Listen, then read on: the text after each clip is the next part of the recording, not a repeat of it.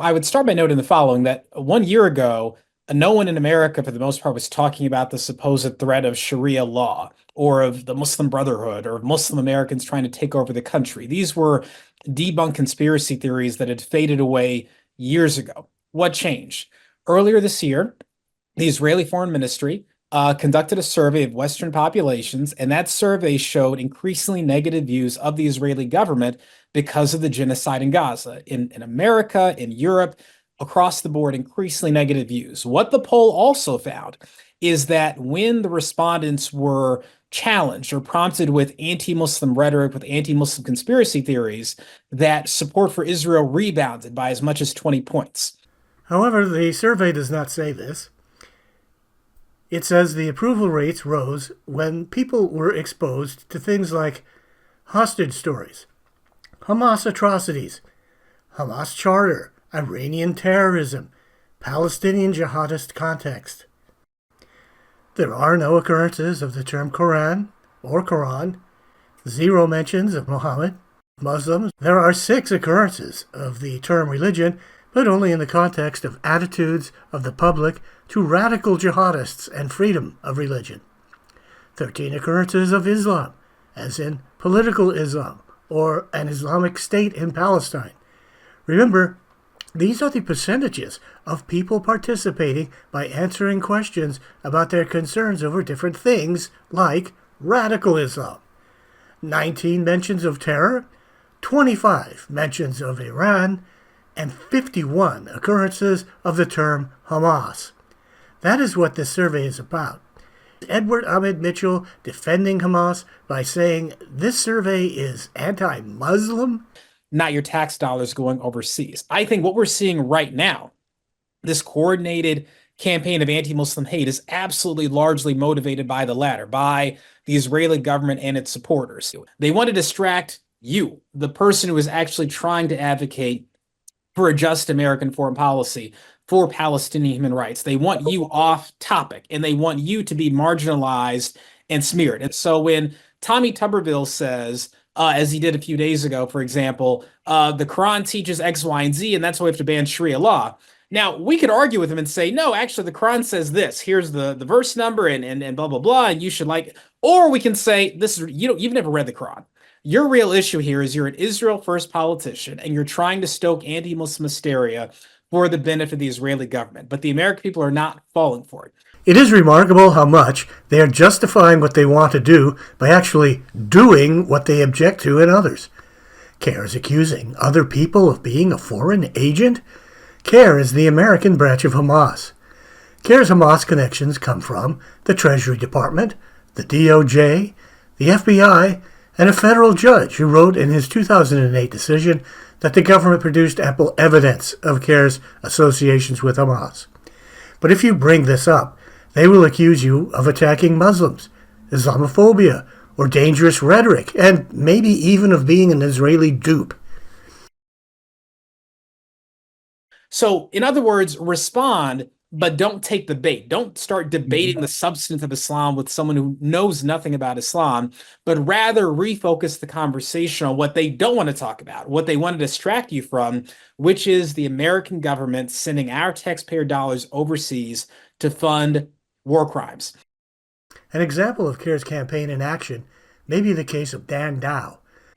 In other news tonight, a Muslim civil rights group is demanding a public apology from San Luis Obispo County District Attorney Dan Dow. The Council on American Islamic Relations says Dow's recent social media posts are anti-Muslim. Dow reposted content on X referencing the 9/11 terror attacks and questioning the election of Zohran Mamdani, a Muslim, as New York City's mayor. The civil rights group says the posts weaponize anti-Muslim bigotry and undermine public trust. Controversy surrounding the San Luis Obispo district attorney this morning after he reposted 9/11 images attacking New York's mayor-elect Zohran Mamdani. Dan Dow reposted images and video of 9/11 from 2 accounts, along with comments against Mamdani, New York's first Muslim mayor. The Muslim advocacy group CAIR LA denounced Dow's actions, demanding an apology. Dow insists he has no issues with the Muslim community. In a statement to the LA Times, he said he shared the post because he believes Mamdani will, quote, destroy New York.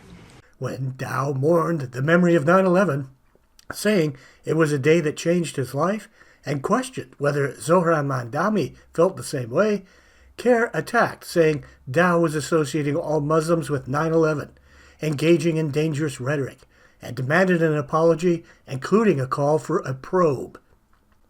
And this version of events has been carried on 2 TV stations, multiple op-eds in local newspapers, and professional associations denouncing Dow's statements. But he never talked about Muslims or religion. He was talking about his feelings about things like public figures. The conversation is not about what Dow said, but what CAIR says he said. What's happening to Dan Dow isn't about a Facebook post. It's about CAIR's outrage machine. CAIR gets on TV and says whatever it wants about people, calling them racists, bigots, even agents of foreign governments. But the moment someone criticizes one of their political allies, suddenly it's anti-Muslim stereotypes, and the full media cycle snaps into place. This has been going on for years, 7 years at least, and now based on their own recent webinar, it looks as if they're preparing to intensify it. They framed the entire session around protecting their own, staying hyper-vigilant, and confronting anyone who challenges their narrative. And you can see exactly what they mean. Meanwhile, CAIR has made far more controversial statements about 9/11 and October 7th than anything Dan Dow ever posted. Their school guides insist 9/11 had nothing to do with Islam. And their executive director made comments about October 7th that were so alarming, the White House publicly distanced itself from them. Yet there's no pressure campaign to remove him, no nonstop outrage or recall petitions. Instead, CAIR has spent the last 2 years on television attacking people hundreds of times while avoiding any direct discussion of Hamas or the Americans taken hostage. They talk endlessly about Israel, but they have almost nothing to say about Islamist terrorists committing atrocities. So let's be clear, this isn't about safety. It isn't about community. This is about CAIR's ability to mobilize outrage and turn crowds against a single individual, in this case Dan Dow. Over shadows, over nothing. He's a 30-year military veteran. He'll handle it. The real question is how long we're going to let one advocacy group decide who gets to speak and who gets destroyed every time they take offense. Enough is enough from the Council on American-Islamic Relations.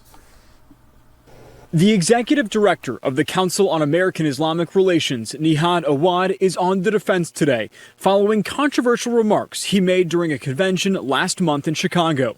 Video of the comments were posted online by the Middle East Media Research Institute. He said in part, "Yes, I was happy to see people breaking the siege and throwing down the shackles of their own land and walk free into their lands that they were not allowed to walk in."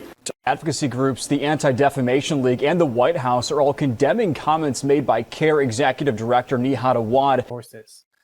For example, avoid using inaccurate and inflammatory terms such as Islamic terrorists, jihadists, or radical Islamic terrorists. We wouldn't want that with any other faith. We wouldn't want, saying Christian, we don't hear Christian terrorists, for example, in classroom, right? And so it's a double standard, and we wouldn't want that with any other faith, right? And so there's nothing Islamic about terrorism, right? There's nothing radical about Islam, and so